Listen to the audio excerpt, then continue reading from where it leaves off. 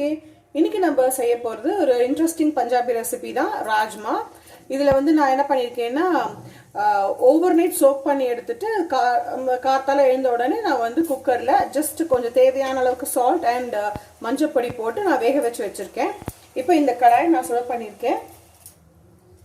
இதில் நான் வந்து ஒரு 2 டேபிள் ஸ்பூன்ஸ் ஆயில் போட்டிருக்கேன். உங்களுக்கு வேணும்னா நீங்கள் கீழே பண்ணிக்கலாம். இப்போ ஆயில் சுட்ட உடனே இது வந்து ஸ்டார் ஆனிஸ், இது வந்து ஷாஹிஜீரா, இது dalchini, இது வந்து பே லீஃப், இது வந்து saunf. இதை போட்டு நம்ம சாட்டே பண்ணிக்கலாம். இப்போ இதில் பொடியாக நறுக்கி வச்சிருக்கிற வெங்காயத்தை சேர்த்துன்றலாம். இது வெங்காயம் நல்லா வதங்கணும். இதில் தேவையான அளவுக்கு ஜிஞ்சர் garlic பேஸ்ட் போட்டுடலாம். ஜஸ்ட் 1 pinch ஆஃப் சால்ட் இதில் சேர்க்கலாம். வெங்காயம் வதங்கிறதுக்காக தான் இந்த சால்ட் சேர்க்க போகிறோம். இதை மூடி வச்சுட்டு ஒரு 5 minutes குக் பண்ணி எடுக்கலாம். நல்லா வதங்கியாச்சு. இப்போது டொமேட்டோ பியூரியை இதில் சேர்த்துடலாம். இப்போ இதில் மஞ்சப்பொடி, தனியா பொடி, ரெட் சில்லி பவுடர், இது ஆம்ச்சூர் பவுடர், இது வந்து ராஜ்மா மசாலா. இந்த ஆம்ச்சூர் பவுடர் வந்து உங்கள்கிட்ட அனார்தானா இருந்ததுன்னா நீங்கள் ஆம்ச்சூர் பவுடர் கம்மி பண்ணிக்கலாம். அது இல்லை அப்படின்னாக்க நீங்கள் ஆம்ச்சூர் பவுடர் தேவையான அளவுக்கு உங்கள் குவான்டிட்டிக்கு தேவையான அளவுக்கு நீங்கள் சேர்த்துக்கோங்க. வந்து நல்லா ஈவனாக மிக்ஸ் பண்ணிவிட்டு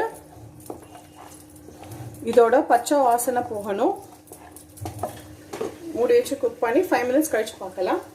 இப்போ என்ன பண்ண போகிறோன்னா, இந்த வேக வச்சு எடுத்த ராஜ்மாவை சேர்த்துடலாம். அதுக்கு முன்னாடி ஜஸ்ட் ஒரு ஹேண்ட்ஃபுல் ஆஃப் ராஜ்மா நீங்கள் ஒரு தனியாக ஒரு கப்பில் வச்சுக்கோங்க. இப்போ வந்து நான் வந்து இந்த ராஜ்மாலையும் கொஞ்சம் சால்ட் போட்டிருக்கேன். இந்த ஆனியன் அந்த மசாலா நம்ம வதக்கணும் இல்லையா, அதுலேயும் ஒரு பிஞ்ச் சால்ட் போட்டிருக்கேன். இப்போ இந்த கிரேவிக்கு ஏற்ற மாதிரி கொஞ்சமாக சால்ட் போட்டுக்கலாம். அப்புறம் வேணும்னா அட்ஜஸ்ட் பண்ணிக்கலாம். இப்போ இந்த கிரேவிக்கு தேவையான அளவுக்கு ஜலம் சேர்த்துடலாம்.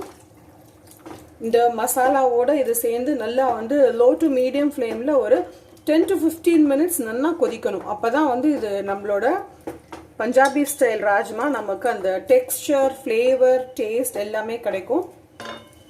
இது கொதிக்கிறதுக்குள்ள நம்ம என்ன பண்ணிக்கணும்னா, நம்ம வந்து ஒரு மத்தாலையோ, இந்த கீரை மத்து இருக்கும்ல அதுலையோ, இல்லைன்னா வந்து இந்த ஆலு மேஷராலையோ இதை நம்ம நல்லா மசிச்சு எடுத்து வச்சுக்கலாம். இப்போ இது வந்து கொதிக்க ஆரம்பிச்சு ஒரு 10 நிமிஷம் ஆயிடுது. இப்போ நம்ம என்ன பண்ண போறோம்னா, இதில் நம்ம வந்து தனியாக எடுத்து வச்சிருந்தோம் இல்லையா, ஹேண்ட்ஃபுல் ஆஃப் அந்த ராஜ்மா வேக வச்சது, அதனால நான் மசிச்சுட்டேன் மத்தால. உங்களுக்கு வேண்டாம் அப்படின்னா மத்து சரிப்படாது, இல்லை ஆலு மேஷர் சரிப்படாதுன்னா நீங்கள் மிக்ஸி ஜாரில் கூட போட்டு இதை அரைச்சிக்கலாம். அதை அரைச்சுட்டு நம்ம இந்த மாதிரி இந்த மசிச்சதை, அதாவது அரைச்சதை இந்த ராஜ்மா கிரேவியோட சேர்த்து போட்டு இன்னொரு 5 நிமிஷம் கொதிக்க விடணும். அப்போ என்ன ஆகும்னா, இது வந்து நல்லா நமக்கு தேவையான அந்த கன்சிஸ்டன்சி நமக்கு கொடுக்கும். இப்போ இது ராஜ்மா நல்லா கொதிச்சாச்சு. இப்போ நம்ம கசூரி மேத்தி சேர்த்துடலாம். இதுதான் நமக்கு ராஜ்மா கிரேவிக்கு தேவையான அளவு கன்சிஸ்டன்சி. இது இன்னும் ஆற ஆற இன்னும் திக்கன் ஆகும். அவ்வளோதான், நம்மளோட பஞ்சாபி ஸ்டைல் ராஜ்மா ரெடி. நம்மளோட Punjabi style rajma gravy ready ஆகிடுது. இது நான் வந்து லைட் ப்ரௌன் ராஜ்மா எடுத்துட்டு இருக்கேன். உங்களுக்கு டார்க் ப்ரௌன் ராஜ்மா கிடச்சிதுன்னா அதோட கலர் வந்து ரொம்ப அட்டகாசமாக இருக்கும். நான் வந்து இன்னைக்கு வந்து இந்த பாஸ்மதி ரைஸை வடித்து வச்சுருக்கேன். அதில் என்ன பண்ணியிருக்கேன்னா, நான் ஒரு ஸ்டார் ஆனிஸ், ஒரு தால்ச்சினி, ஒரு பே லீஃப் போட்டு கொஞ்சமாக சால்ட் போட்டுட்டு ஒரு 1/2 teaspoon ஆயில் போட்டு நான் வந்து வடித்து வச்சுருக்கேன். ஸோ இந்த பெஸ்ட் காம்போ இதுதான், வந்து ராஜ்மா சாவல் தான் பெஸ்ட் காம்போவாக இருக்கும். இந்த மாதிரி ஈஸி அண்ட் இன்ட்ரெஸ்டிங் ரெசிபிஸ் நம்ம சேனலில் நிறைய இருக்குது. Stay tuned for easy recipes. Thank you for வாட்சிங். பை பாய்.